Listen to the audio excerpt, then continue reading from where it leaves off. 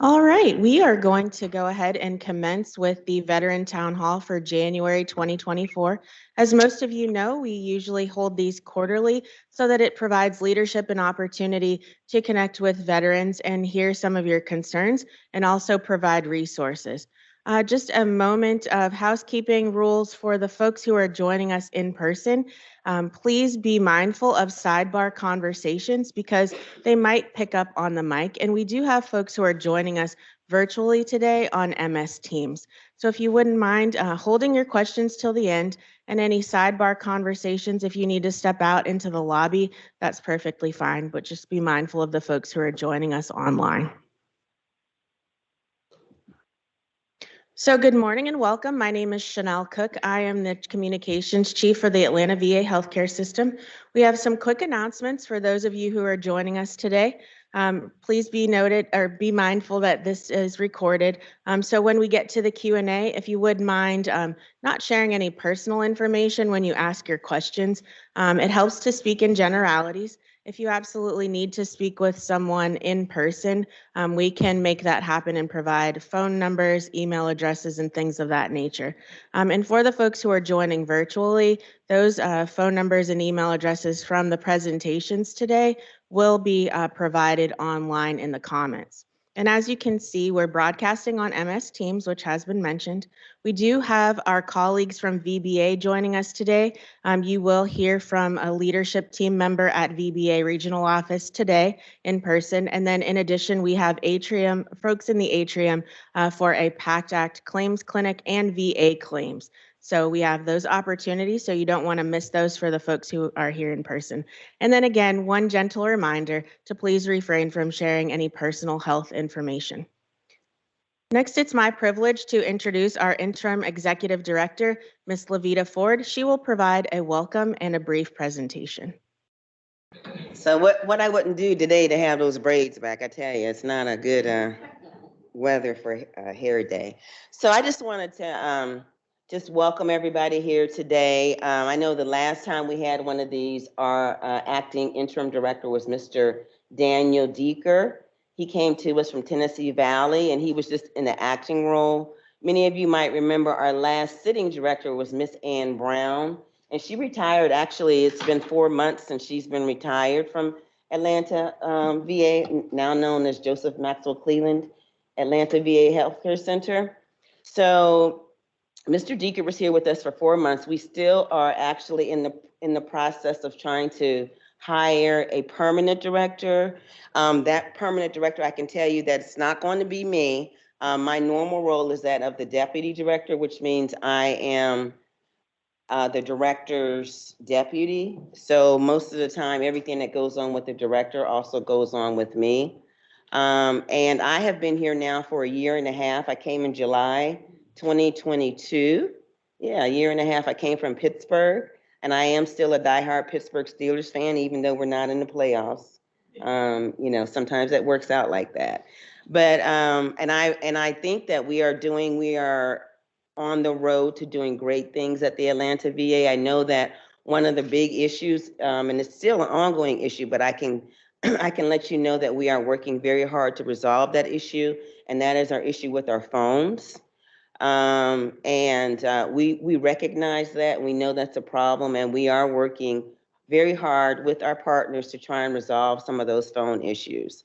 And also another issue that we were having was actually having enough staff in the right places. We've partnered with our human resource partners, and we are working very hard to try and get the staffing on that we need so that we can provide the services to the veterans that deserve those services. So I would just ask that you just hang in there with us, give us an opportunity to kind of move forward, move our path forward, because that's what I feel we're doing. And I didn't just come here because, just because I was asked to come. I came here because I wanted to come. I'm very invested in the VA. My family members are veterans. My brother was an Army veteran. A Marine veteran. He's now active Army. So it is a very personal mission to me. And I just want to see Atlanta succeed. I know we are seen in the media a lot of times in a very negative light. And that doesn't really make me happy because I know we're doing great things within this facility.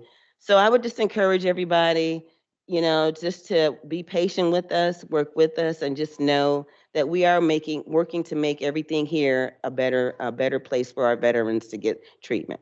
And with that, I hope that you find this town hall beneficial. And like Ms. Cook said, we have our partners out in the hallway if you need any assistance. And with that, I'm going to turn it back over to Ms. Cook. Thank you, Ms. Ford. Next, we're going to hear from Mr. Justin Robinson. He is our Interim Associate Director B, and that says a lot.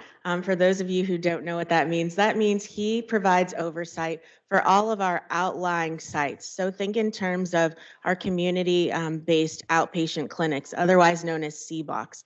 And we have multiple sites of care. So Mr. Robinson is our Interim Associate Director, and he'll be providing a safety story, and he'll tell you a little bit about himself as well. First off, good morning. You guys hear me? Okay, cool. I just want to say thank you for joining us today. I'm excited to be here. I have been here for going almost 2 months now. I am also from Pittsburgh.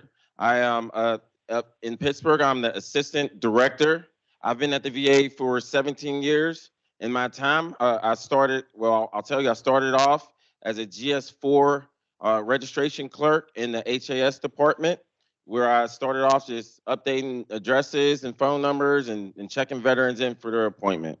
And I've moved on, and I'm here to help the Atlanta VA continue towards excellence. So for today, I am going to present the safety story. I'm going to move to the side so everybody can see it. And we start off meetings at the Atlanta VA with a safety story. And so we're going to start this town hall off the same way. It's part of our HRO journey. HRO stands for High Reliability Organization. So as we work towards that, I'll give the safety story for today. A veteran presented for triage with a right side facial droop and slurred speech with a history of ethanol abuse. The patient had a high clinical suspicion for stroke and was tearful. Columbia Suicide Severity Rating Scale, for short C-SSRS, screening for critical patients, like those suspected of a possible stroke, is often delayed because of the severity of the suspected illness. A nurse noted the patient's behavior and administered a C-SSRS screen, which resulted in a positive screen for suicidal ideation. Due to the thorough assessment by the nurse, safety interventions, including environmental risk reduction and one-to-one safety monitoring, were employed.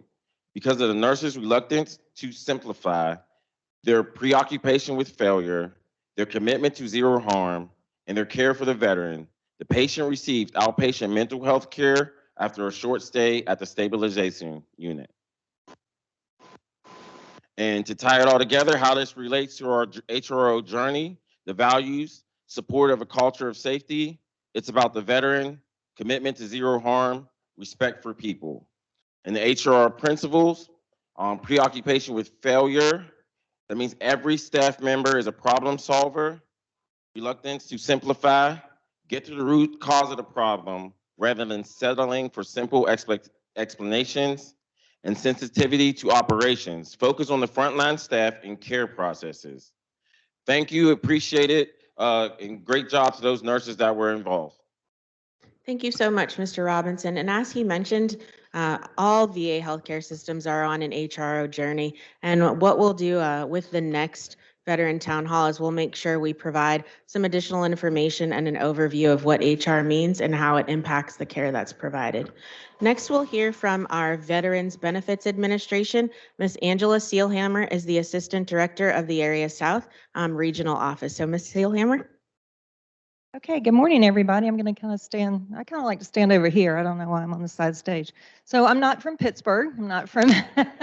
I'm an Atlanta native, and I hope that one day the Falcons might advance forward, maybe be Super Bowl champs, maybe.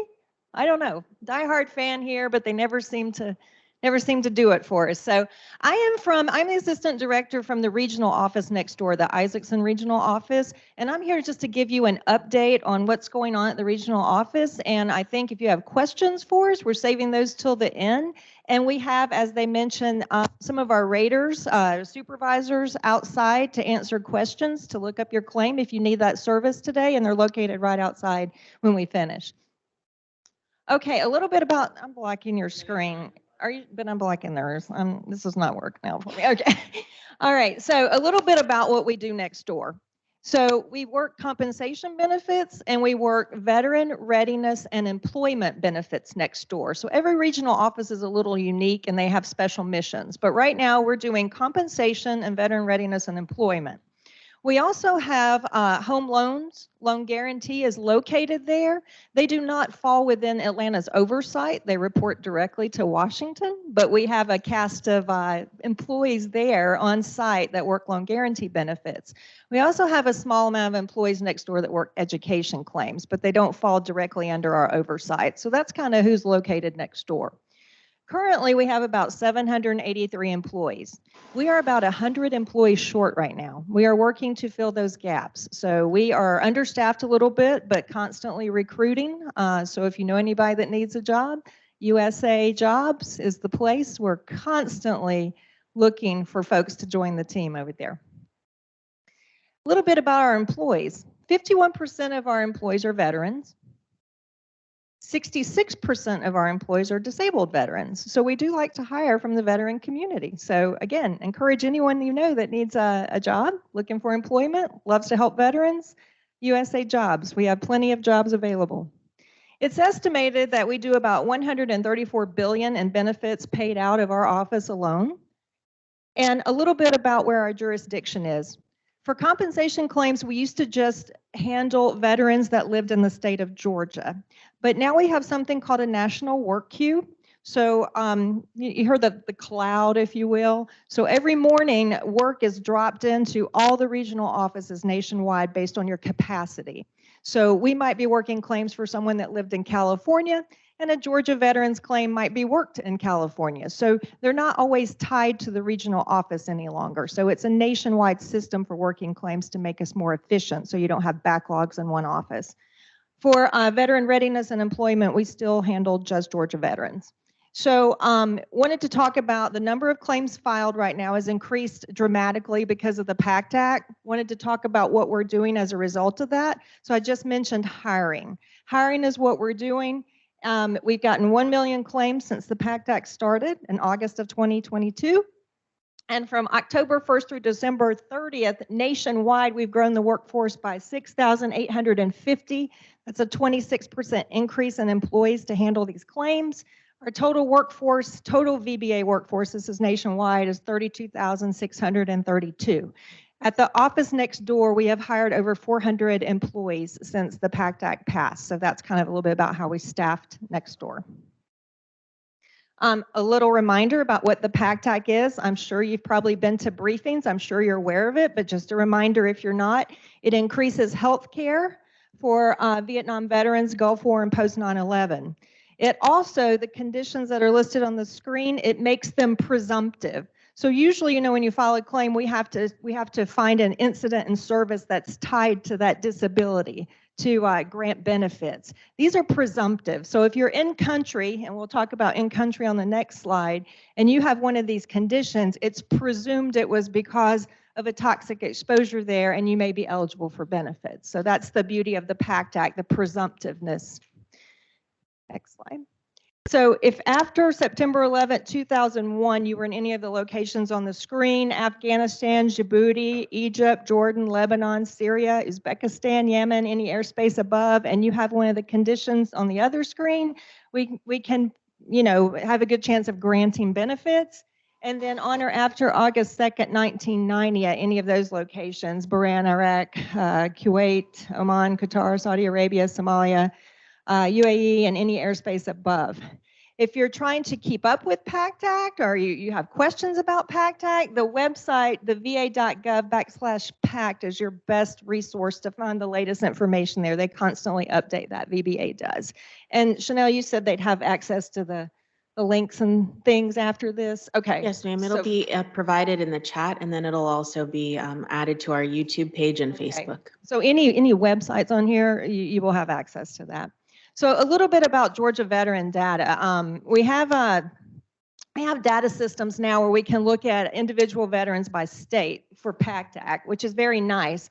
So this data that I present here is just Georgia veterans. Now, it doesn't mean that all these claims were worked next door, because we talked about how a Georgia veteran's claim could be worked in any office. But this is a kind of a snapshot on Georgia veterans as it relates to PACT Act. So we've received 54,000, almost 55,000 distinct claims since the legislation was passed for Georgia veterans. We've completed about 43, almost 44,000. This is very important here. Our processing time averages about, it could be 150. I've seen it as low as 150. Right now it's about 156. But that's on average how many days you would have to wait if you filed for one of those toxic conditions under the PACT Act. And some would be more, some would be high. That's the average is 156 days. Our grant rate, so how many do we grant successfully? And it's 72%. I've seen it anywhere from 70 to 75. So right now when I ran the data, it was 72%. We've granted 31,000 or so claims. We still have almost 22,000 there pending. And we paid out 157 million under PACT. So this is just Georgia veteran data. So I thought that was interesting. All right, so what are the common disabilities that we're seeing when veterans file for PACT Act? Allergic rhinitis is the top one. Hypertensive vascular disease, maxillary sinusitis, bronchial asthma, and malignant growth of the genitourinary urinary. I have trouble with that word sometimes. Those are the top 5 in order that we're seeing grants on right now under PACT Act. Sometimes when I do town halls, I get questions on Camp Lejeune. There was a piece under PACT Act that was related to Camp Lejeune. It was called the Camp Lejeune Justice Act of 2022. It just allows veterans to file a claim with the Navy. What we like to highlight is, the law firms and the things you see on TV and things like that, they're not VA related. So they're not us. There are other representatives that want to help you through that process. The thing to be aware of is if you do follow a process with a private attorney or something, it does not affect our decision. If you have a claim in with us, it's kind of independent of us. It has nothing to do with what we're doing on a claim. And we also wanted to let you know that if you do get relief by filing with a private attorney and we grant benefits for compensation under Camp Lejeune, it's offset. You can't get double, if you know what I mean. So it has to be offset from any benefits that we award for illnesses from Camp Lejeune. And then you'll get these numbers and these websites shared if you have more information or questions about that, and we can also answer them afterwards as well. Nationwide data, because I don't have it broken down for Georgia veterans. I don't have a database that does that. It does it for PACT, but I can't get it for everything else. But this is non-PACT claims. How long are you having to wait for a non-PACT decision?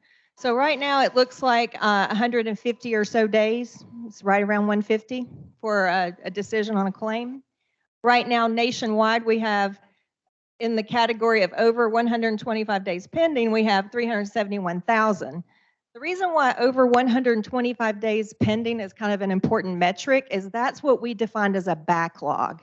Anything over that amount we consider old and backlogged. So we like to be transparent with that's how many cases we have right now that we consider in the backlog. Production, how much do we do nationwide on a day? We produce about 11,000 or so claims, ratings every day nationwide. Production FYTD thus far, we've done about 832,000 claims nationwide. And again, our average days to complete is FYTD is 150. It looks like I repeated that on there twice. Apologies for that. So to be totally transparent, the backlog is expected to grow this year in 2024. It's going to keep growing. We're going to keep getting more claims. We do expect it to return to normal levels after 2024. So we're in a very high peak time right now, and we could see claims processing times rise from that 150. Although it's increased, I thought this was very interesting data. Although it's increased, you would still see a decision most likely quicker than you would at prior times in history when the VA was backlogged with claims. For example, in 2013, the last time we had an inventory this high, the average claim processing time was 347 days. So we're at 150. So we're doing better because we have more people than we did back then. So even though there's a surge, we're still getting them done a little quicker. Wanted to talk about what are we doing? We're hiring, right? And we work a lot of overtime. I didn't mention that. We work a lot of overtime. There's mandatory overtime to make sure we're on claims as much as we can. The other thing we've done is an automated decision support system. So I want to talk a little bit about that. So when you file a claim, it goes to a person that kind of develops it. We call it development. They look for service medical records, treatment records, and all kinds of things they need to get the claim in the right order to send it over to a rating specialist who can make that rating decision. Automated benefit, or the automated decision support system takes that developer out of it. So it cuts a person out of the process and takes the claim and zooms it right over to a rater. So it's going to be more expeditious because it's cutting out part of the process. So the automated system can look at something and decide whether an exam is needed or whether it's ready to rate. And so it comes to the rater, and the rater can either order the exam or rate the claim. So somebody said, does that mean a computer's working my claim? Absolutely not. Absolutely not. The computer gets it ready, but a human has to look at it and do it. It's not all automated. And these are the conditions right now that have been tested, if you will, and there's a confidence level, and they've deployed them to all offices nationwide. So what that means is if you file a claim for sinusitis, rhinitis, hypertension, hearing loss, or tinnitus, you might get a decision on that quicker than something else. If you file a claim with like 10 contentions, and one of them is these, you might get a decision back on that contention before the other contentions, because these will be pushed through quicker with this automated process that we're doing. And there are more conditions that they're testing and adding to it, but these are the first 5. So nothing like this has ever been done with claims before. So very excited about this automated piece to help move claims through a little bit quicker. Those virtual claims clinics, I said we had the gentleman outside to help you today. We host virtual claims clinics once a month. And what that means is you just call in, you schedule an appointment, you say, I'd like somebody to call me at 4 o'clock on the day of the claims clinic, and we have someone call you at 4 o'clock on the day of the claims clinic and discuss whatever you need to. It's a little bit different from calling like the 1-800 number or the general number, because you're actually talking to people that work the claims. You're not talking to call agents. So it's good customer service there. Not that the call center isn't good customer service, but these people have experience working claims where call center folks don't. Our next virtual call center clinic is February 22nd. If you look on our website, it'll tell you how to go in there and make an appointment to the virtual claims clinic. It's always from 4 to 6 to take account work schedules and things like that. All right. And veteran appointments, if you'd like to come see us any day, we're open from 8 to 4. You can see us virtually, or you can do it by telephone. I will tell you, telephones become quite popular, so the wait to get a telephone appointment from our public contact next door it's a couple weeks right now, because everybody's choosing that option instead of coming in person. So if you come in person, we can probably see you same day. But otherwise, you have to wait a little bit. But we do offer the option to talk with you on the phone. And our website is how you make an appointment, and there's a phone number there. And if you're visiting the RO, we just recently completed a little customer comment card, and we'd love to get your comments on your visit to the office. So if you do make a trip to the office, I encourage you to fill out our customer comment card. So I think that's all. It's been a pleasure. Thank y'all for coming out today in the drizzle. Appreciate it. Thank you so much, Ms. Seelhammer. We appreciate your informative presentation. Next, we're going to hear from Ms. Allison Cooper. She is the Interim Supervisory Health System Specialist for Community Care. That's a long title, Ms. Cooper. She'll tell us a little bit more about community care and what's happening there. And she's going to stand right here at the podium. Before Ms. Cooper comes up, I would like to add that I've seen staff leadership here from the CDCE, formerly known as Voluntary Services. So we appreciate them for being here today. And if we have enough time, we'd like to have Ms. Ramos come up at after the last presentation, say a few words and tell us what's going on briefly and what they have coming up. But without further ado, Ms. Cooper. And can you hear me okay? I'm sorry I have to wear this mask today. Yeah. All right, good morning. So good morning. So yes, I'm with Community Care, and right now I want to speak to you guys about the Referral Coordination Initiative. Okay, I hate to take this off. Oh, so Referral Coordination Initiative, better? All right, so it may refer to it as RCI. So what RCI is pretty much our consult process, and it's going to be aimed at providing timely access to care and empowering veterans to make informed decisions when it comes to those consults. Excuse me. Feedback has indicated that even though veterans veterans may be eligible for care in the community, a lot of them prefer to receive that care in-house. So through this process, we want to provide veterans with the information of just so they make the best decisions for receiving that care. So that being said, we are here in Atlanta, we formed referral coordination teams, and that would consist of administrative and clinical staff that would guide these folks, or you guys, veterans, through this entire process. So why do we have RCI teams? VHA implemented RCI teams with the goal of improving veteran experience by reducing the average time it takes to schedule an appointment when a provider refers a veteran to a specialist. We anticipate this will increase veteran satisfaction overall as we aim and kind of cater to your own needs and your life goals when it comes to this, making those important decisions. So in a nutshell, how this process works is pretty simple. It starts with your provider entering that referral or consult, as we may say in-house, to that specialist.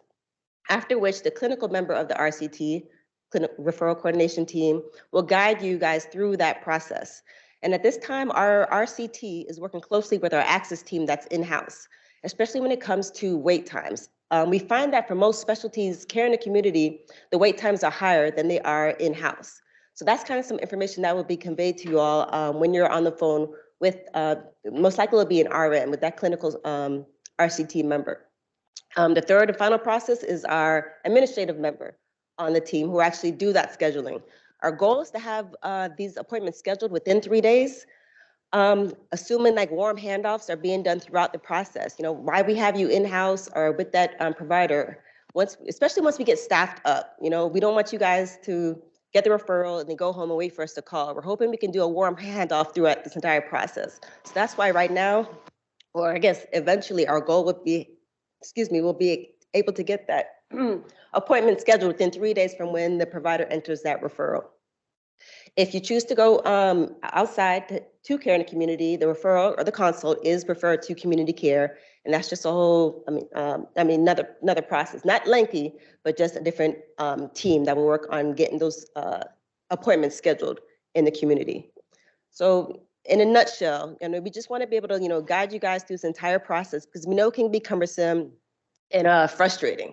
So hopefully with warm handoffs and, having someone, a direct contact when it comes to scheduling these appointments, would increase satisfaction. And ideally, of course, we want the care to stay in-house, but, it's your choice. And you do have that option to receive care in the community. And this is how this is specifically for community care, the contact information. It's best to use My Healthy Vet and secure messaging to contact us for any questions regarding billing, consults, referrals, authorizations. My Healthy Vet is probably our quickest option that we use to respond to you guys, typically within 72 hours. We try to get a response back to you guys. So simple, quick questions, or should I save question at the end? Okay. All righty. All right, that was it. Thank you for bearing with me. Thank you so much, Ms. Cooper. Next, we are going to hear from Mr. Shannon Fisher. He is our Interim Health Administration Service Chief, also known as HAS, and I believe that Mr. Fisher is joining us from the Dublin VA. Is that correct, sir? All right, he is going to talk about a very hot topic. So for those of you who are joining us virtually and those in the room, I ask that you pay careful attention because he is talking about BSSS, and in short, what that refers to is travel. A lot of veterans have questions about that, and Mr. Fisher is our expert. So without further ado, Mr. Fisher. All right, good morning, everyone. I'm Shannon Fisher. I'm retired Air Force and also service connected. I am not from Pittsburgh, but I'm from Wilmington, Delaware, though. Not too far. Next slide. So BSSS replaces the existing legacy BT module with a modern cloud-based Dynamics 365 solution. The solution provides an innovative interface with our veterans. It makes it pretty much easier for you to process your claims. It's a self-adjudicating system that allows you to be able to receive your claim within about 3 to 5 days. So it's a lot better process than submitting a paper claim. So you're a first-time user. One of the first steps you want to do is you want to sign in and update your bank account information. This is extremely important because the VA is now veering away from issuing paper checks. So what they right now want to do is have everyone update their bank deposit information. So and if you don't have a bank account, you can go and connect with Veterans Benefits banking system, which they'll be able to choose a bank account for you to assist. Step number 2 is upgrade your account. So you can create an ID. Actually, supposed to log into to premium. It's supposed to be up there. It's supposed to have a premium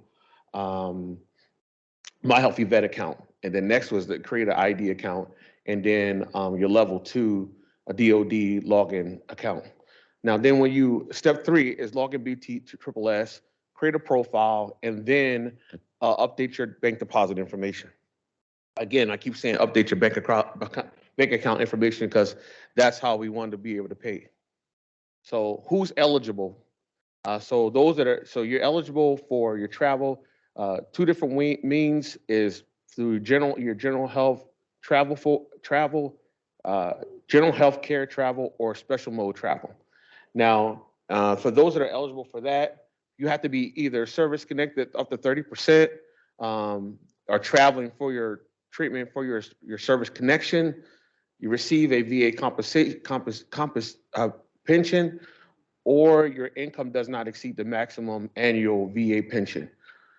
Or if you're traveling to your VA appointment, compensation appointment, or pension exam, if you have a vision impaired, spinal cord disorder, or double or multiple amputation enrolled into the VA rehab program. Do you have to use BSSS? No, you really don't have to use BSSS, but it's highly encouraged that you do use it.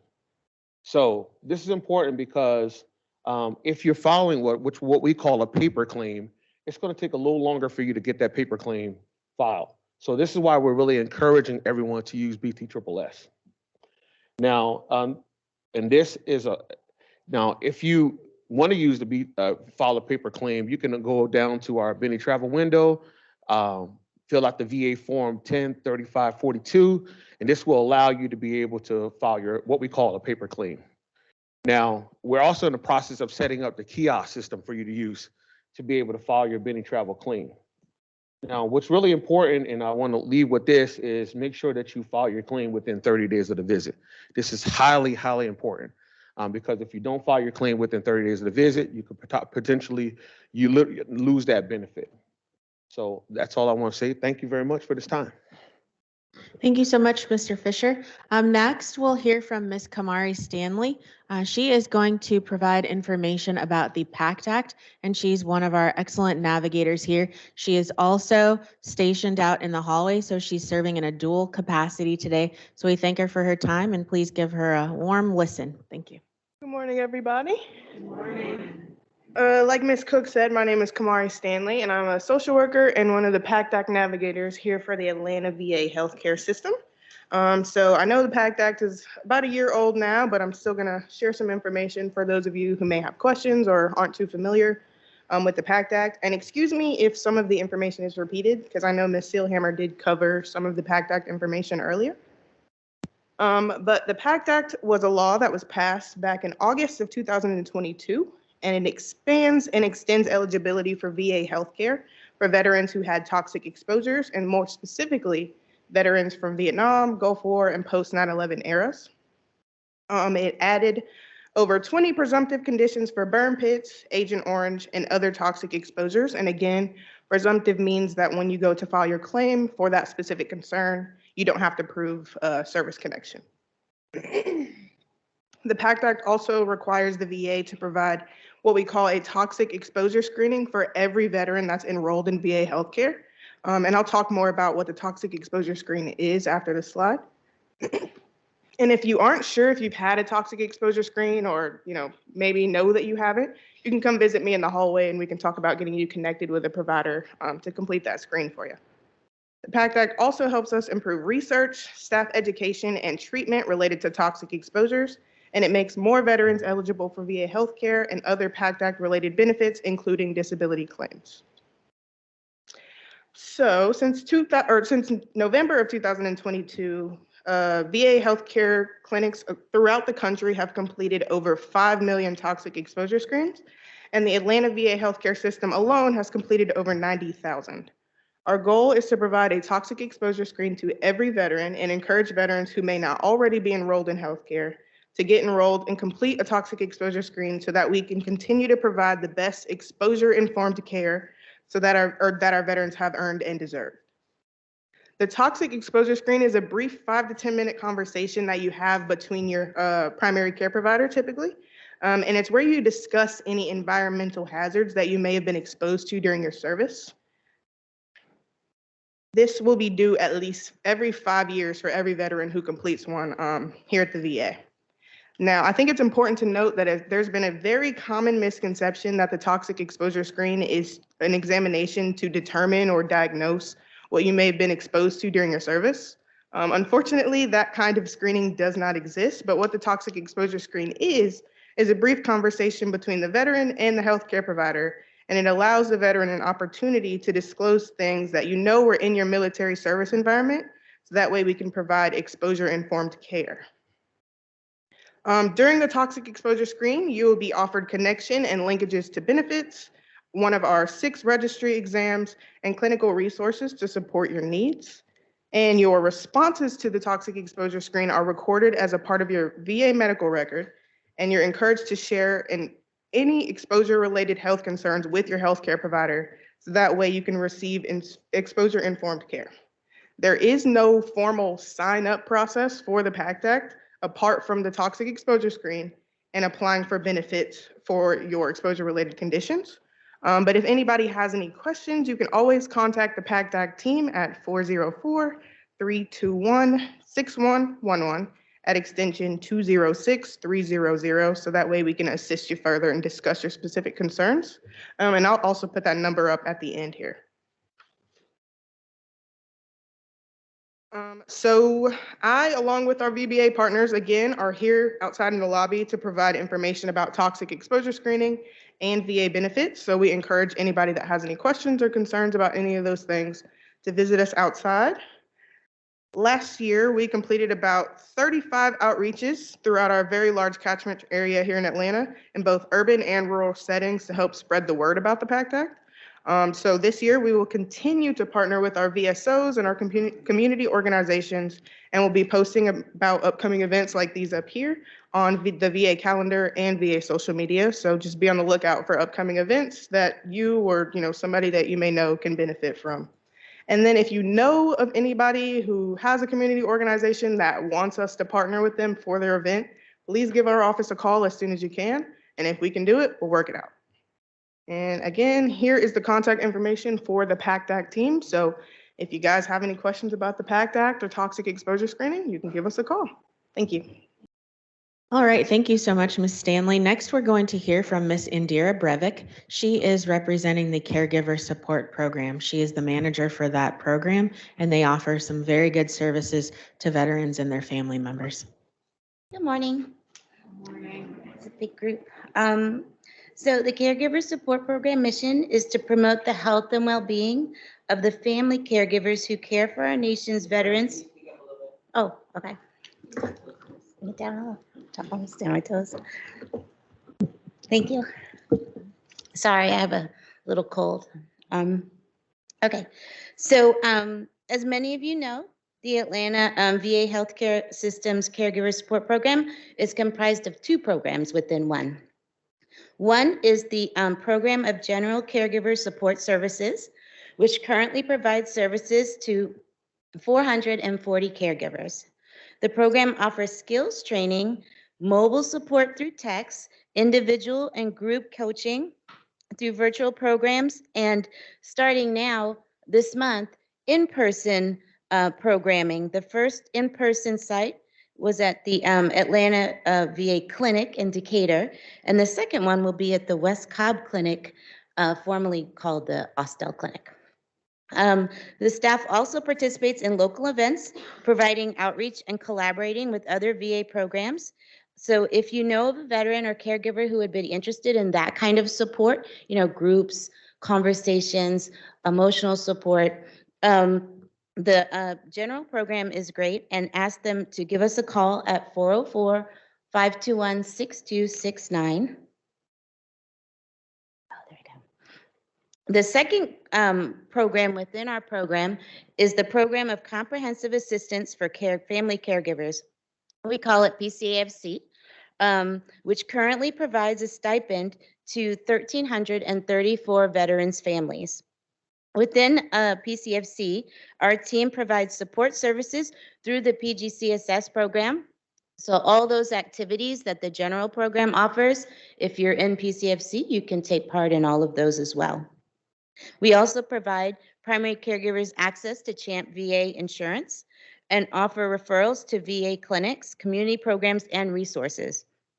PCFC also provides a monthly stipend to the primary caregivers. If you know of a veteran or caregiver interested in this program, please ask them to apply online at the www.caregiver.va.gov.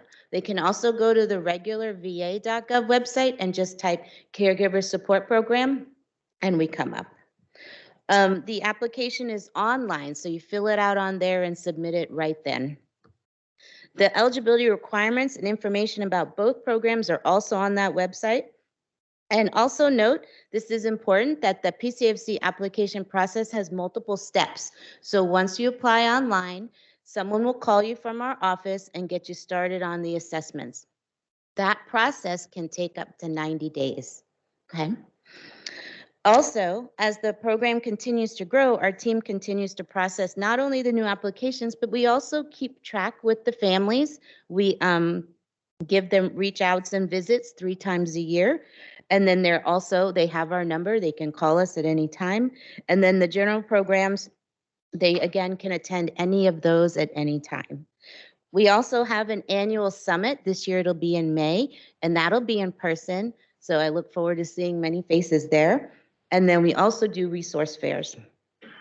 Now, if you want to apply to either of those programs, there's an actual application for PCFC, that's the stipend program, and then you can just call us for the general program. Thank you.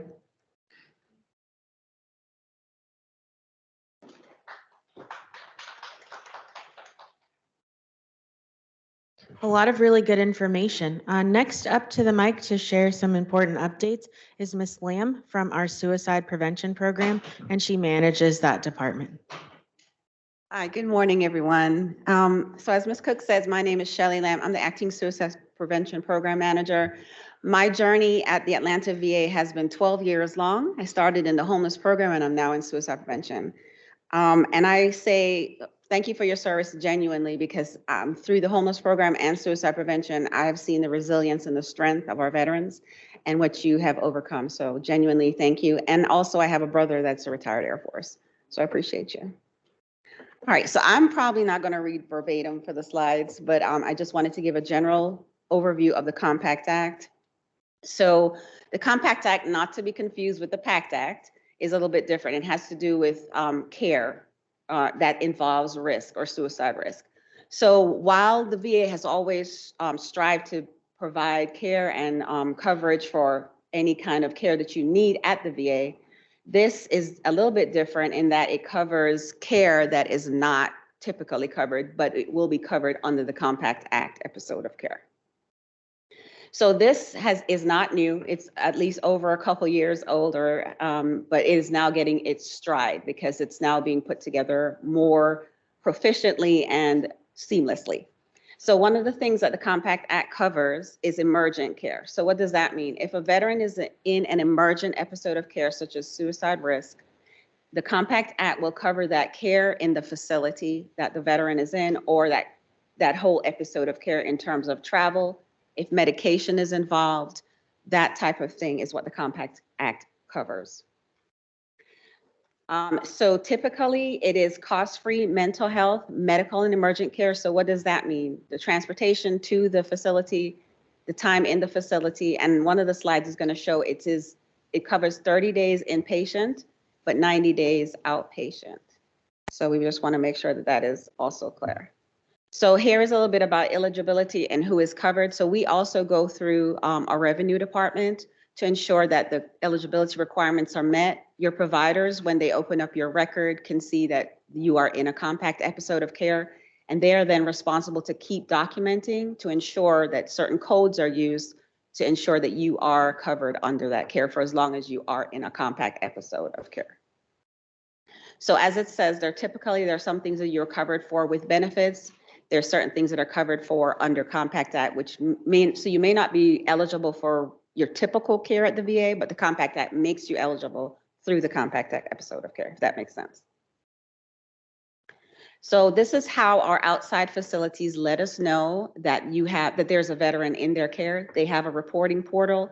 They can also call. We do ask them that they do this within 72 hours to let us know that somebody is in the facility so that we can start that coverage for your care.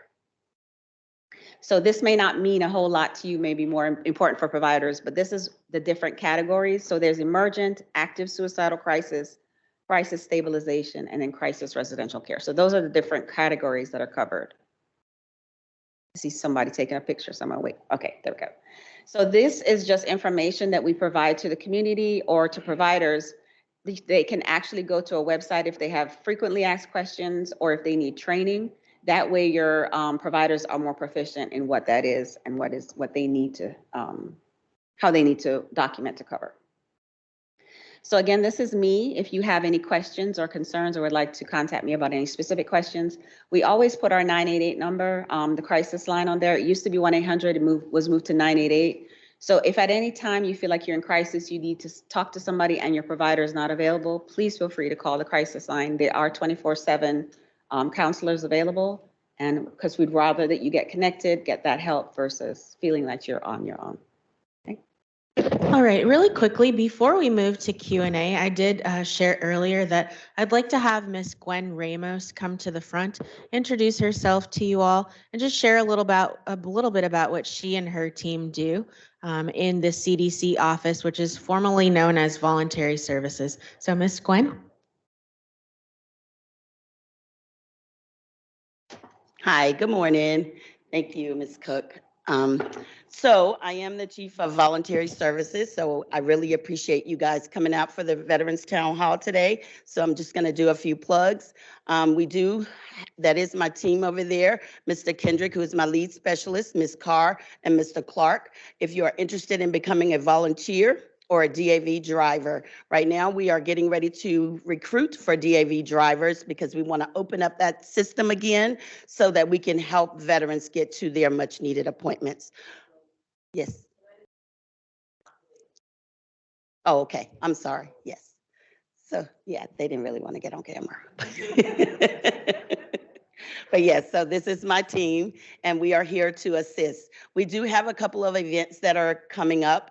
We have National Salute to Veterans that is coming up on February the 12th through the 17th. So if you guys are interested in supporting, if you belong to a veteran service organization in your community and you would like to help support your fellow veterans, please reach out to our office and sign up so that we can get out there and stay connected with our fellow veterans.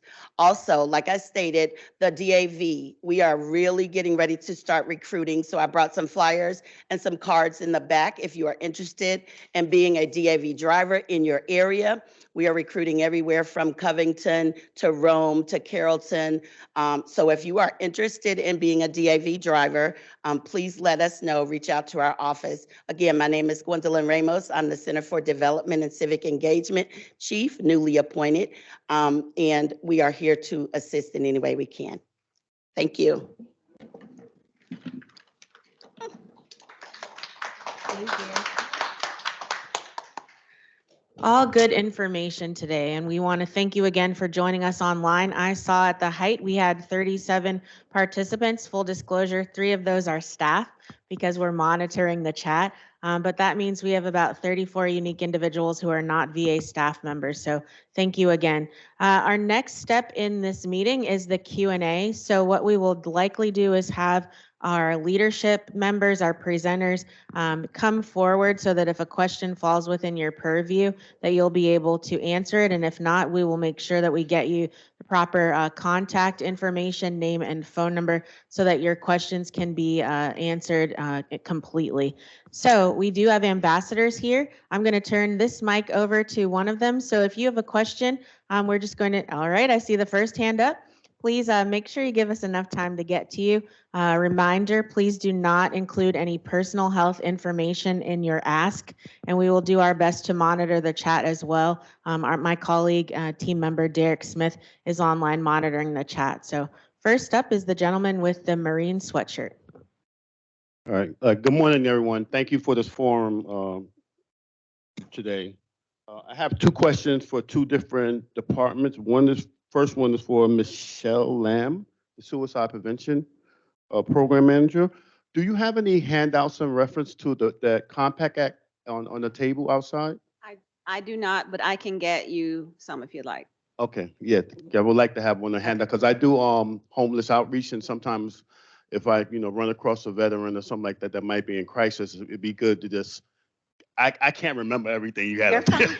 There's no way. If I had a handout or something like that. I'll give you my card after, and if you could contact me, I'll get it to you. Okay, great. And second is for, who was that person? Oh, the PAC Act, Kamari Stanley.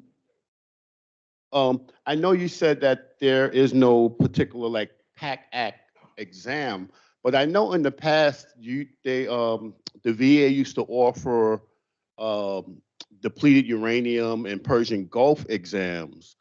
Do those exams still exist? Yes, so those are the registry exams. Right. The registry does encompass toxic exposure, so it's related to the PACT Act, but they've had those long before the PACT Act, and they'll have them for a while. So they still do have those 6. I believe it's burn pit registry, Gulf War registry, depleted uranium, toxic embedded fragments, and Agent Orange too also? Agent Orange is on there. Okay. And then there's one more that I'm blanking on right now. But yes, those still do exist. So those would you be the referral, like I said, I do like go out in the community, Mhm. find homeless veterans and stuff So like that. that is handled through our environmental health section. So I can get you a contact Okay, to the great. environmental health coordinator, but that wouldn't be us. Okay, great. As long as you give me a point of contact, that'll be Yeah. great. Thank you.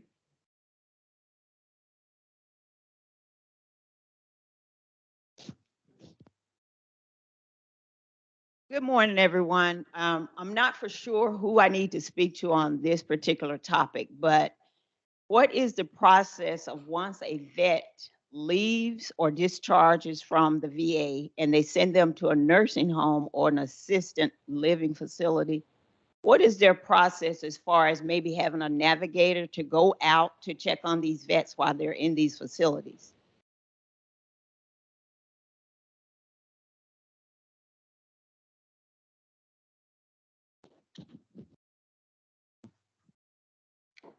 Hi, it's not my department, but if it's somebody who's placed from contract nursing home program, then that program does visit the nursing home, so I can give you a contact name if you'd like, so that you can contact them and see, what kind of contact and follow-up they have with the veteran.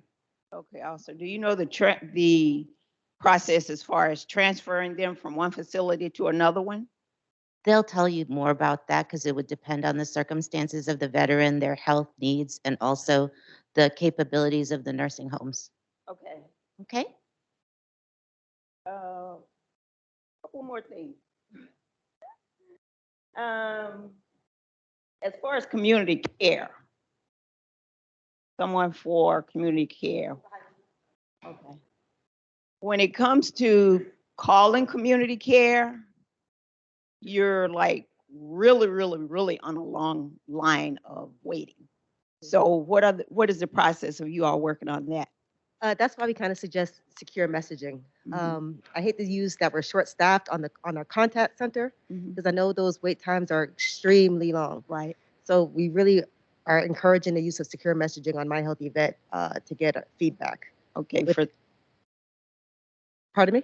for those that don't have that. That don't have My Healthy Vet? So I guess I don't understand how. Okay, if you don't have secure messaging, there's still like a long process on trying to get through to community care. So what is your process on clearing that up? I mean, we're working on our contact center. I guess maybe I can give you an email address if you're not signed up to My Healthy Vet for secure messaging. I think I had it on my last slide. I mean, I am, but for those that don't. Right. I believe we had the third. I'd like to add a comment to her. I can tell you from personal. We played a Hello Are You There game. I spent 40 minutes on hold with one of the boys, Earl. But now, I did not call me back. He played that all the way until 5 o'clock out. I can tell you that these are the type of things that I've documented in my personal experience. So to go back with what she's saying right here, here's another question that I have from you. I'm going to present this to you on the community care side of things. First of all, I'm going to read a statement from the Vision 7 director, Dr. David Walker. And it says here, again, not on an 8th grade level for me to understand, this is a run-on sentence written by your organization. Working with the Optum Atlanta healthcare system, requested re-education of the community provider relative to the appropriate process for outreach when they identify issues associated with the authorizations and timely filing for healthcare services rendered authorized by the VA. Basically, what I understand them to say is that you as an organization have a responsibility to have to go back out into the community and re-educate some of these people, because part of the problem that I have with my billing is that there's such a backlog that they've given up on you, that they have billed Medicare on my account instead. And I am filing appeals through Medicare because you guys can't do your job. And when we spend time on the phone and you got employees like Earl playing hooky on the phone and you don't record your calls for quality and training purposes, I don't think you understand the patient experience, ma'am.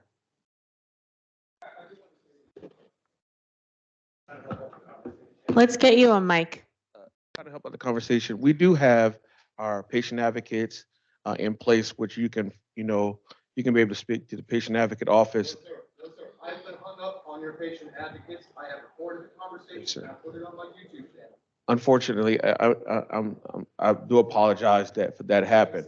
But you need to record your conversations with your employees so you understand how you present yourself to the public. Because again, the reason why I'm so frustrated is because the way I've been treated by the way you treat it. I have no say in my health care. Okay? To answer the question why, I don't have access to My Healthy Vet because I have been so deliberate protesting how I've been striving with frustrations with my disability. And this is exactly what you see here. It's a person with disabilities that doesn't require a wheelchair there. Okay? But when I call up and I have patient advocates hang up because they're screening my phone call, I don't know what you expect us to do as veterans. Should we call that up? Should we call the White House hotline, complaint line? Because I have put up with an excess of 85 complaints in the last 2 years. You don't respond to the White House hotline complaints. I have put over 900 messages through My Healthy Vet, and my permissions have been removed. Okay? I didn't want to. You're good.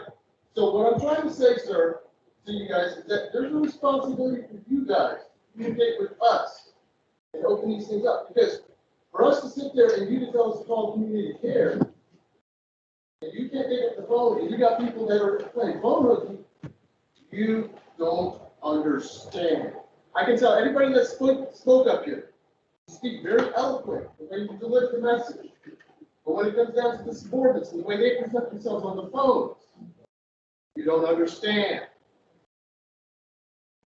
Well, thank you so much for bringing that to your attention. I'm sorry, I can't see who's over on the other side. But we do have members, thank you. We do have members of leadership who are here. They are listening. They will definitely take these concerns back. I would also note that our congressional liaison, Renee Francis Turner, is not here today, but she is available. We do accept congressional inquiries. We do respond to those. I understand your frustrations. We hear them. I just want to thank you for sharing that with us and offer that we will make sure that your concern is heard. If you'd like to leave your contact information with us, we'll ask someone to follow up with you. If you are asking a question, I just simply ask that we maintain decorum and go one person at a time and make sure that you have a mic. I see a hand up in the back with an ambassador with a mic, so we'll go to them next because he had his hand raised, and we'll go to the gentleman who's standing. Sir, we'll have you next, okay? Thank you all for your patience. Good morning. I've been with the VA for 17 years. I work in escort. I was stationed in Camp Lejeune from 1982 to 1983. I drank the water daily. I consume the water daily. And as of today, did everybody hear what I just said? Most of them? Okay. So, but as of today, thank God, I haven't had any symptoms. But my question is this: I did apply, for the program concerning those who had been stationed in Camp Lejeune during that time because the water was contaminated. When I applied, I was told that I didn't qualify. And if you look at some of the qualifications, it says that you have to have like stage 4 cancer of the liver. Everything's like, okay, you're almost on your way out. And I'm just wondering, okay, I was there 2 years. I drank that water. 2 years I drank contaminated water. But when I applied, I was told I didn't qualify. So I just need to know, who do I direct this question to, and what kind of answer can I get for that? Because I believe it falls up under PAC Act. So I have Mr. Jenkins here. He was a rater, so he may be able to help me with specifics. But so you correct me if I'm wrong, but the fact that you filed a claim, even though you were denied, probably because there were no conditions that had manifested yet, I think you did the right thing by applying. Because if in the future, we never know what the future holds, one of those conditions does manifest, you can come back in with a supplemental claim, correct? And we already have that original on file. But as far as I know, correct me if I'm wrong, if you don't have one of those conditions, we probably can't connect you at the present time. Is that correct? Yes, I know we do have a major concern of some disabilities may seem more severe when you're at a particular location. Unfortunately, that's not our call. Like, we go by rules and regulation, and it's come from higher above of what disabilities are allowed for a particular location. But one thing I could say is they are opening up more conditions for different locations by the year. So sorry for that concern, but if you want to file a supplemental claim to reopen, and we will attend to it. But if you have any additional evidence to apply with it, showing that you in that location, showing that that condition is within that location, we will take that in consideration. Okay. But my thing is, like I said, I drink that contaminated water for 2 years. And most of the symptoms that you have to qualify are terminal symptoms. I mean, you're like on your way out. And I don't understand why I don't qualify, even though I'm not having any symptoms, but at the same time, I still drink that contaminated water on a daily basis. But thank you for your answer. I understand, sir.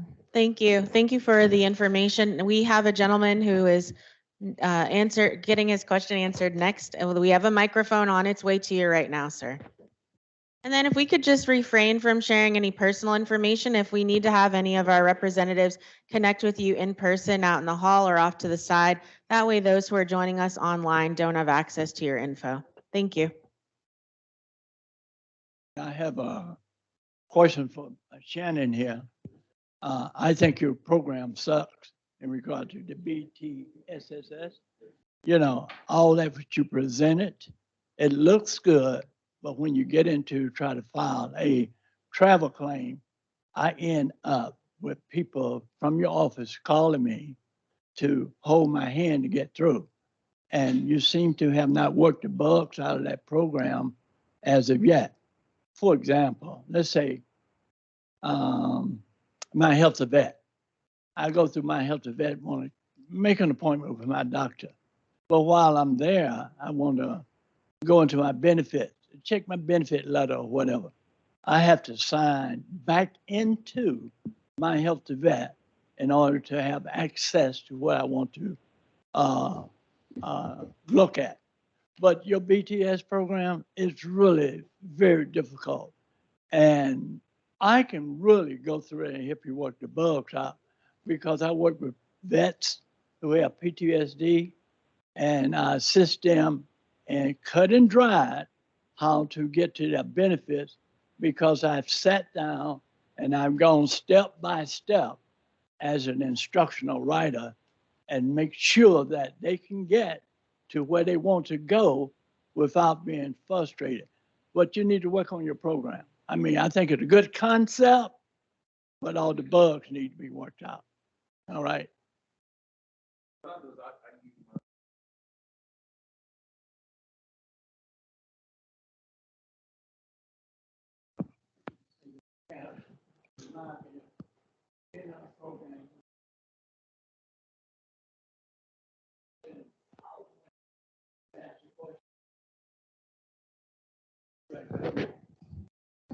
Well, Mr. Fisher is committing in front of this whole room, including our interim executive director, that he will connect with you.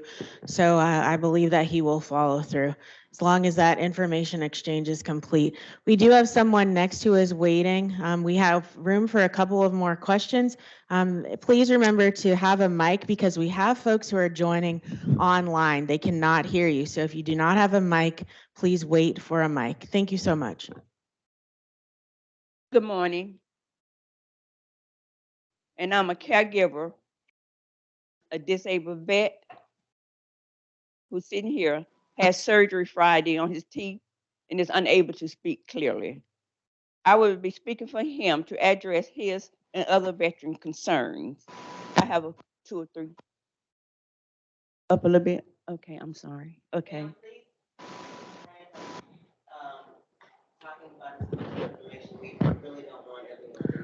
Right, because this is broadcast on Teams and it will be put on YouTube. So if we could just speak in generalities without giving his full name, which is already out there, but just refrain from any pertinent details about his personal health issues.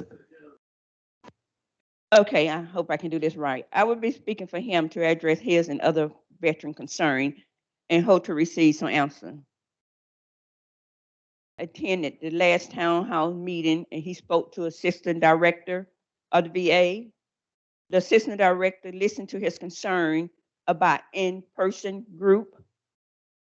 He received 2 calls back in reference to start up an in-person group. After those 2 calls, he never received any other correspondence. Continued to contact someone to help and was told they don't have a facilitator to do the group. But the veteran voiced their concern by expressing how they have started other in-person group at the VA and AVC on Windway.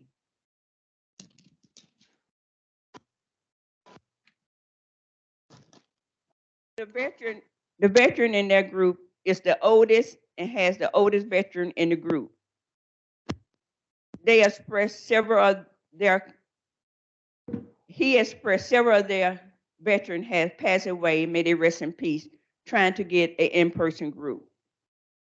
Other veterans don't understand why they cannot start up in-person group. They feel and know that in-person group were very helpful for them, and they were more comfortable expressing their concern face to face because they knew who were there, who they was talking to, and who were listening.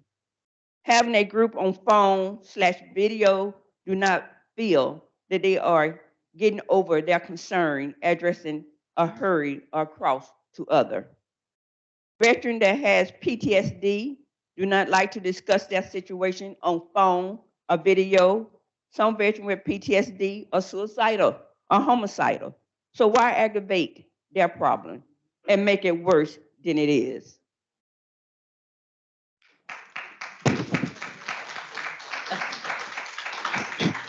Hello.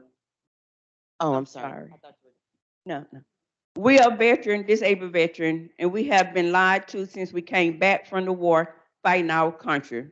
We've been together since 1989 in-person group. It was a total of 100 veterans. We attended 3 groups. It stopped when COVID-19 spread it and never started back, but other in-person group has. We would like to know why we cannot. The veteran have a concern about prosthetic. It is hard to get an appointment. They actually say that your feet have to be falling out before you can get an appointment. No, they're prosthetic. Instead of helping us because it get to that. Okay. Dealing with prosthetic. It is hard to get an appointment. They actually say that your feet need to be falling out before they can schedule your appointment instead of helping you before we get to that point.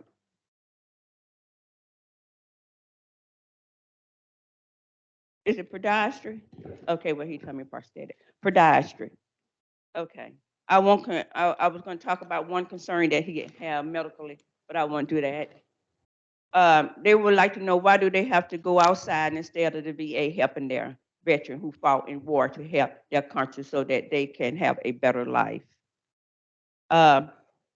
Compensation payment claim. The veteran put in for a medical problem, and they have to go through the system all over again, even if they 80 or 100% disabled, and that they feel that that's just not right. Why take them through all this over again when you had to wait so many years anyway to get approved? Veterans would like to know what in the world's going on. They fight, die for the country, and still willing to go back if called to fight for the country, but it's treated wrongful. They would like for these concerns to be addressed. Thank you. So I'm going to take the first portion of that because I believe Mr. Stewart, so if I can get one of the ambassadors, because the last town hall I was there, and I've always been the deputy director, which actually means that I can do everything that the director can do, and normally that's what occurs. I tasked someone to take care of that issue we discussed. Apparently it didn't happen. It would be nice, though, if I had known prior to 4 months, because it was 4 months that we had the last meeting. So I'm gonna get your information, and I'm gonna make sure that what we talked about is resolved, okay? Because I didn't know until now. I thought what you'd asked for was occurring, because you'd asked to have live groups at either AVS or here. Isn't that correct? Yes. Okay. Okay, I'll take care of it. And I apologize.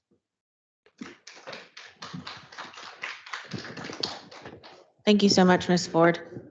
All right, we have a couple more hands up. There's one in the back, so if we could get a mic, I'll bring this mic to the back. And then I saw, I think, one more gentleman standing, and then next will be the person in the back. You, sir, with the black sweatshirt. Yes, I have a question for the caregiver program coordinator. So I'm in the process right now of applying for the program, and actually, you guys contacted me faster than 90 days, so I want to commend you guys for that. But now I'm in the process where they're getting ready for the home visit. And I was enrolled in a program when I first moved down here years ago with somebody I thought I was going to be with, but now I'm engaged with somebody else. And the questions that you guys asked, they rely heavily on these ADLs. I can do a lot of things for myself, but some of the care that I need, they don't fit within the ADLs, and I'm feeling now that I'm probably going to get denied. So is there a way that I can advocate that the care that I need, that my fiance provides, it still helps me with my ADLs, but not in the way that you guys ask? Like, for example, I get asked, can I bathe myself? I can, but I've fallen in the shower before, had risks like that, and sometimes the bath mats don't help, the handicap bars don't help. I can do this for myself, but she has to sit there and like make sure I don't fall and things like that. So I'm just afraid that because the program relies so heavily on ADLs, that the care that she provides for me will get me denied. All right, we're going to ask Ms. Brevik to answer at the front because we want to be mindful of the folks who are joining us online. They can't hear when we're off to the side. They can't see you.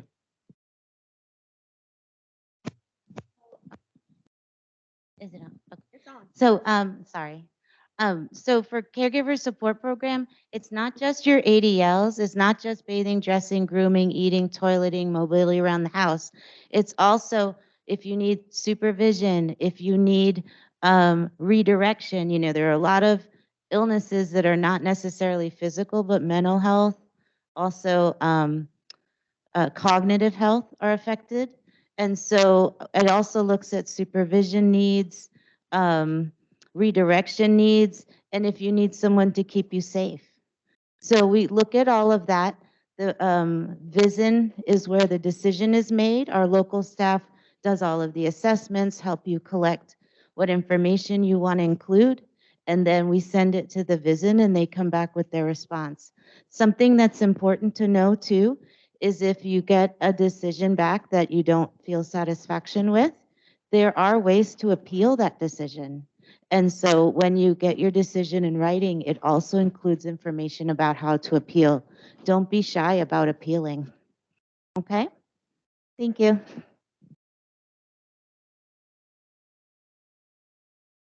Right, I believe we had one more question, and then I think that's going to cap the questions. Yes, ma'am. Good morning. And I'm a veteran and I served in the Army. And there's a couple of things I wanted to say quickly. I came today because I wanted to talk to the BVA because I have an appeal that's just been sitting for months and months and just wanting to know why it takes so long and why they don't get addressed more quickly. The other thing I wanted to address when the gentleman was talking about secure messaging, I'm on secure messaging myself. And the other day, my physician had sent me 2 messages. And when I went to secure messaging, it said that secure messaging was down to be maintenance. So I ended up driving all the way here to speak to my doctor in person because I have some imminent health problems that I needed to talk to him to make sure that what my blood work was stating. So I came all the way here to the VA. And I wanted to let you know when you ride around, my daughter had to work that day. She usually will bring me so that she can let me off in the front because I can't walk long distances. But I came by myself and a lot of the cars in the front parking lot did not have handicap placards, but they were filling those parking spaces. So when I went inside the other parking lot where the parking deck is, and I had to go all the way up on the 3rd floor and thank God I was able to get close to the elevator and then I came down. I praise God for the shuttle that could bring me over here to the hospital. But even in coming here, it's just it is not disabled friendly here at all. And that is something that needs to be changed as well.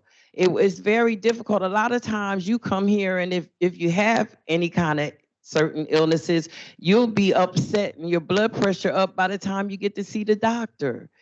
So that needs to be corrected because it's very difficult here. But I wanted to say that when you were talking about secure messaging is even down sometimes.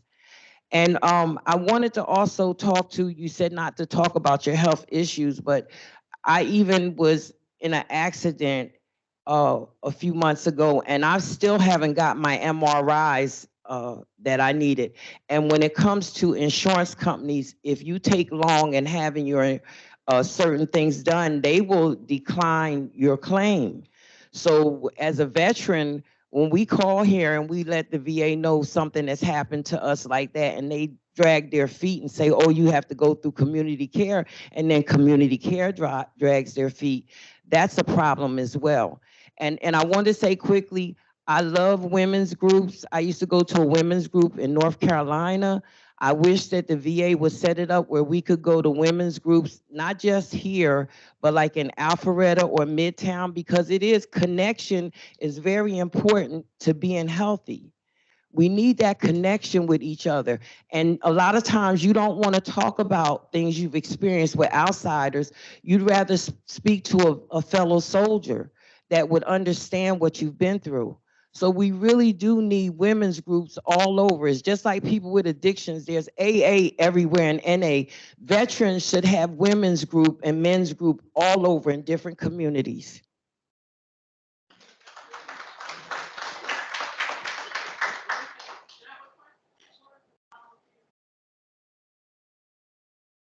There's a volunteer on the way. Okay, I just got a quick question. Where are our lawyers from volunteer service? The lady, what was it, Miss Ramos? There was always lawyers. Oh. Hello. Where is the lawyers? I definitely understand that. It was overwhelming for those attorneys. They were elderly, and I know many of you had saw a lot of them. And that service was a volunteer service. They were practicing lawyers. A couple of them passed away due to COVID, and they just never returned. So, but there is another opportunity to get your wills done and all of those things. You need to contact your social worker because your social worker will schedule you an appointment with an attorney. So you don't know it if you don't try. No, we're not talking about simple stuff. See, all you hear, you know, everybody's on the medical stuff. The wills and all of that is just already a given. You can always do that anywhere legal aid. Well, we want a lawyer. I need a lawyer for personal information entered in the HMIS database nationwide. I was not born in 1997. And so this is what my problem is that they're entering incorrect information into the database and it's affecting everything, even Social Security. So I need a lawyer, as in I've got to find one that is less than $1,600 to $2,000. Contact the Warrior Alliance. Warrior Alliance. Alliance. Yes, they have, just see us in the back.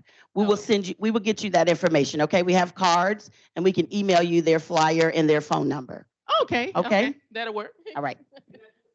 This will be the final, okay, no problem. Final comment from the folks in the room. We do not have any on the chat. So Yeah. once that concludes, we'll be This is done not a with the meeting. question. No problem. This is a response. I was trying my best not to divulge who I am or anything else like that. I came from the New York VA. I just recently retired December of last year after 32 years working for the VA. I work for the business office at the Manhattan VA in New York City. When I'm listening through in terms of every theme from everybody that's talking through here, it's something very simple that can be fixed 1, 2, 3. It's follow through. Every single thing from someone talking from here, from the gentleman here, from people talking over here with travel, it's just you got to respond back to people whenever they have some issue or concern going on. That's something that can be fixed 1, 2, 3. You got to call people back. That's just a common courtesy and everything else like that. And that's why you have a lot of problems. Veterans get frustrated. They want to come in and argue, and then you're going to turn it around and make it seem like the veteran is the one that's having the issue. It's not the veteran. You can just pick up the phone and say, okay, even if you say you're busy or you're being overwhelmed, Miss Jane Doe or Mr. John Doe, so-and-so, we're overwhelmed right now. We're backlogged or whatever it is. We will get back to you. We're just right now real busy. I guarantee you half of the veterans understand that because they work jobs throughout their lives too. They can say, okay, can you call me back Monday? Can you call me back? It's simple follow through, but when you hang the phone up on the veteran or you don't call the veteran back at all, that causes problems. And I'm be honest with you, as a veteran myself and working at the Manhattan VA, I had to report some of my coworkers to the director because I was also the minority veterans coordinator at the Manhattan VA. And I saw how some of my workers were treating some of my fellow veterans, and I reported their ass. And to me personally, that's unacceptable. To me, some of them need to be fired. That's the way I look at it and everything like that. So how a lot of the issues and concerns that's going on right here, it's something simple that can be fixed. 1, 2, 3. It just you got to follow up with these veterans if they talk to you or anything else like that. That's something that's solvable overnight.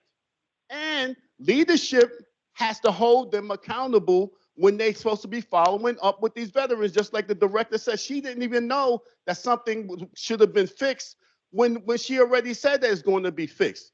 You got to follow up. If you tell a veteran, you give them your word. You got to keep your word at it. In the military, we know how that works and everything like that. It rolls downhill. You give somebody your words that you're supposed to be doing something, you can be brought up on charges on stuff like that. So it's something that's very simple that can be fixed. Don't allow that to keep going on because then it's going to look bad on your whole entire facility because of something that 1 or 2 little knuckleheads are doing in their particular department. Because knowing who's going to fall on? It's going to fall on the director. It's not going to fall on the people in the little services because it's the director name who's the one, the face of the facility. And many times I had to clean up stuff from the director that made the director look bad because of what my coworkers are doing. And that's unacceptable. These are very simple things that can be solved. But once again, you got to do your follow through on a lot of that stuff. And personally, like I said, I'm retired. I just relocated down here because the prices are cheap down here in terms of homes and everything from New York. I got free time. I'm willing to sit down like a little task force or something like that with some of the veterans.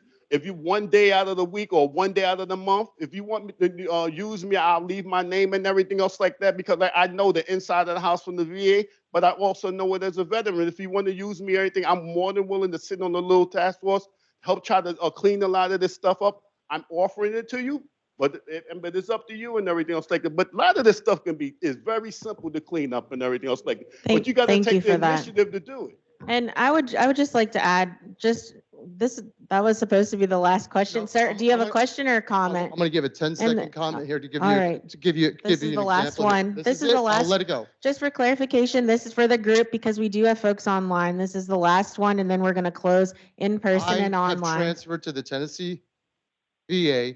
I called their patient advocate, got somebody within 2 minutes. They took my information and called me back within 4 hours. And that is appreciated. And I would like to reiterate what Ms. Ford shared early on, is that we are working with our HR partners to ensure that VA is staffed, that we meet those needs so that phones can be answered. She did talk about that. We'll provide an update at the next meeting. We want to thank you all for joining us today. Please stay connected with us. If you have questions or someone committed to connecting with you, please make sure you have each other's info. And again, thanks for joining us today.